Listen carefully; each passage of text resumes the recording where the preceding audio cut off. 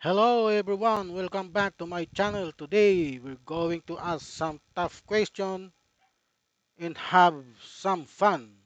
Let's dive in and see what happened. This is Ramir Boulder.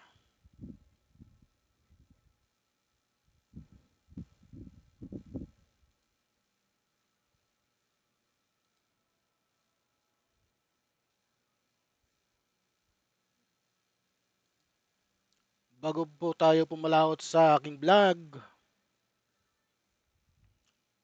ah, may malawakang protesta pong magaganap. Baka po ito bukas, ano po, atin pong panoorin. Sa mga sunod-sunod po na mga kilos protesta, dahil nagagalit na po yung sambayanan sa katiwalian, ano po. Paano paghahanda po natin na hindi tayo matulad sa Indonesia at sa Nepal? Ngayon po, meron po tayong mga nakalatag na mga CDM personnel dito po sa mga areas na na-monitor natin na magkakaroon po ng mga pagtitipon or mga rally. So dito po meron na po agad tayong i-deploy. Naka-deploy actually kanina pong 6 a.m. May 950 po tayo na CDM contingents na inilatag po natin doon sa mga posibleng pagdausan ng mga programs at ng mga kilos protesta. Meron din po tayong 1,500 na naka-standby po na CDM personnel din po kung sakaling kulangin po yung ating 950 na ngayon ay nakalatag na dito sa mga areas natin. Opo, opo. Alam niyo po, sana maresolba itong problema ng anomaly sa mga flood control sa Ghost Project. Kasi po, pag hindi po ito naresolba, baka magaya po tayo sa bansang Nepal na kasalukuyang magulo po ngayon. Yung parliament building nila doon ay nasunog na po, pinagsusunog ng mga rallyista. Pangalawa, itong sa bansang Indonesia, ganun din, nagsunog rin ng nagsunog. Pati na po yung bahay ng kanilang mga opisyalis ay sinunog, pinagnanakaw yung mga gamit. Sana po marisolba itong napakalaking problema natin ngayon. Ano po?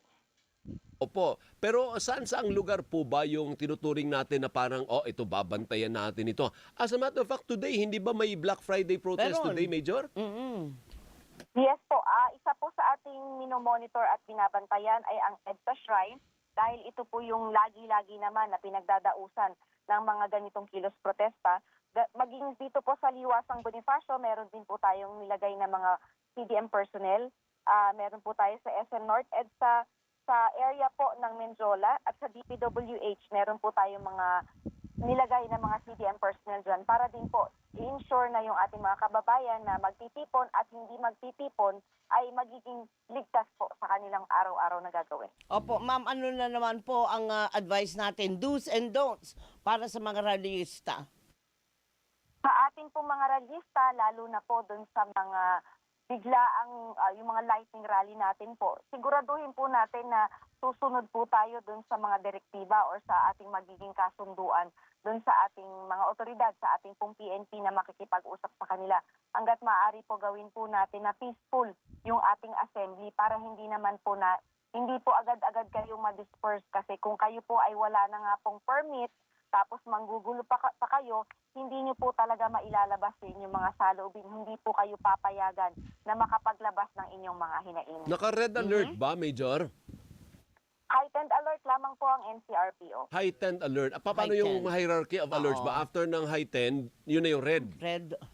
Full alert po ang Full pinakamataas. alert. Tapos sunod po is yung heightened alert. Opo. So second, Oo. second to the highest alert tayo ngayon. Mhm. Yes po. Opo. Hanggang kailan yan? Mula kailan hanggang Mamayang kailan? hapon?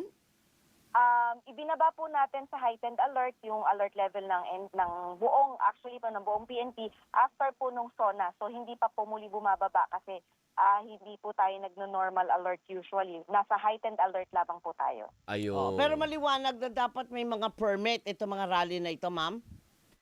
Yes po, dapat po may permit sila para po meron po kasing specific na oras pagka po meron kayong permit. Usually po pinapayagan sila hanggang 5 p.m. pag may permit po yan. Pero kung wala po, agad-agad po silang madidisperse, lalo't nakakagulo na sila sa ating mga kababayan. Saang lugar pwedeng magprotesta na walang kailangan ng permit? Mm. Kasi karapatan naman ng sambayanan na Tama. maglabas ng galit. Kasi Correct. nakakagalit, kahit ikaw naman siguro medyo nagagalit ka na ang buwis natin ay ninanakaw lang. Oh, tama. Tama po, yung mga hindi po natin kailangan ng permit is yung mga freedom parks po natin. Isa po dyan is yung ating Quezon City Circle kung saan pwede po tayong mag-rally doon. Kaya nga lang po, hindi po yan yung usual na pinupuntahan ng ating mga rallyista kung saan ang mga gusto po nilang pagdausan is yung talagang makikita sila at mapapansin sila ng ating publiko. Tama Okay, siya. okay. Okay. Sige. So ang protesta na babantayan natin today, tapos meron pang September... 12. Hindi, 12 ngayon eh. Ay, 12. 21. 21 yung 21, anniversary. oo. Oo. Tama ba, Major? Actually, yes po. Tayo po ngayon ay nakafocus po tayo sa magiging kilos protesta ngayon. Today. At bukas po, yan po yung ating mga binabantayan pa sa ngayon. Dahil yung sa 21 po is wala pa naman po tayong prior coordination at mga monitored na kung ano pa man. Maliban po dun sa mga nababasa po natin at nakikita natin sa social media na mga nag-i-invite or nag-iinganyo para sa gagawin nilang pagtitipon sa 21. Oo nga pala, partner. oo, May rally din pala bukas. Major, binati mo na ba ang boss mo? Birthday ng boss mo talaga ba? Oo, birthday ng Pangulong Bongbong Marcos bukas. Oo. Bukas po, bukas po. Bukas. Tama Oo. po kayo. Happy bukas birthday, po. Mr. President! Baka naman. Kapansit kanton dyan. Happy birthday, Mr. President. Wala tayong pasok bukas, ano ka ba? Wala tayong gising, pero meron tayong Meron kanya-kanyang tayong, show. oo, kaya nga. Pero, andi dito po kami, Mr. President, huwag kayo mag-alala. Pero teka lang, ma'am, balikan ko lang. Ano ba, parang may nabasa ko na magkakaroon ng command conference para ayusin nga po ang mga plano-plano. Sakali nga pong pumunta tayo sa punto. Lumala. Oo, yung Nepal, Bangladesh, yung mga ganyan. Meron po bang plano? Sa ngayon naman po, wala pa pong schedule ng command conference pero patuloy po yung ginagawa na koordinasyon, yung pang-meeting po at conference po ng ating mga pamunuan para po ensure na yung lahat po ng paghahanda regarding po dito sa magaganap na mga pagtitipon at mga kilos protesta ay talaga pong magiging handa po ang PNP kung ano't ano man po. Pero wala naman po tayong namomonitor na magiging mga insidente or mga pagtitipon na magiging katulad po ng mga nangyari doon sa Nepal at sa Indonesia. Okay. Alright guys, napakahirap po talaga ang lagay natin ngayon dahil sunod-sunod ang mga rallying nagaganap dahil lang sa korupsyon. Ngayon po may nagaganap na rally dito po sa EDSA Shrine at sa September 21 may magaganap po ulit na malaking rally. Sana po hindi na tayo humantong sa mas worse na senaryo na gaya ng nagaganap ngayon sa sa Nepal na